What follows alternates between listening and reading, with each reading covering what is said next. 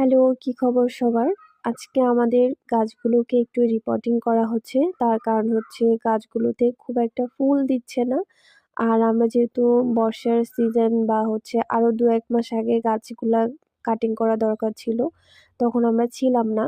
যার কারণে এখন রিপোর্টিং করে দিচ্ছি। তার কারণ হচ্ছে খুব একটা ফুল দিচ্ছে না আর মাটিগুলো শক্ত হয়ে যাচ্ছে। এখানে সবথেকে একটা বিরক্তিকর সমস্যা হচ্ছে মাটি ভালো না।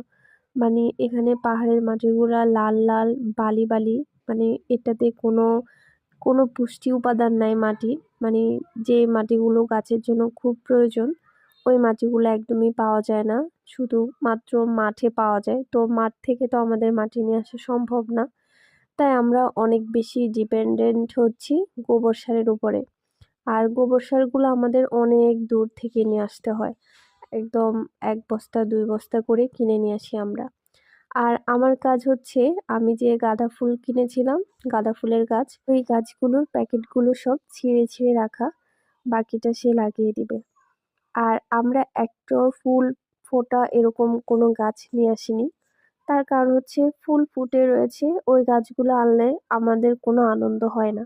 যদি দেখি যে একদমই কোনো ফুল নেই, তারপর আমাদের লাগানোর পরে, যত্নের পরে কোনো হচ্ছে ফুল ফুটেছে, তখন আমাদের অনেক বেশি আনন্দ হয়। আর সেটাতে অনেক অন্যরকম একটা আনন্দ কাজ করে। কারণ হচ্ছে তোমার যত্নে তুমি একটা ফুল বা ফল গাছে আনতে পেরেছো, সেটা সত্যি খুব আনন্দের।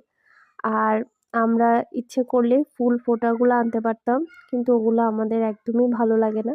তাই একটা গাছেও কোনো ফুল নেই। তো ১ম গাছটা আমি লাগিয়ে উদ্বোধন করে দিচ্ছিলাম।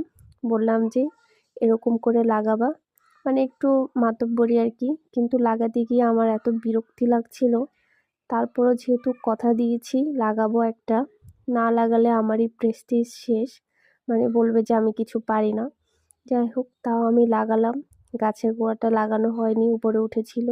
আমি জাস্ট মাটি দিয়ে ঢেকে দিয়েছি। আমি জানি সে পরে ঠিক করে নেবে। আর এটা হচ্ছে একটা মরিচ গাছ।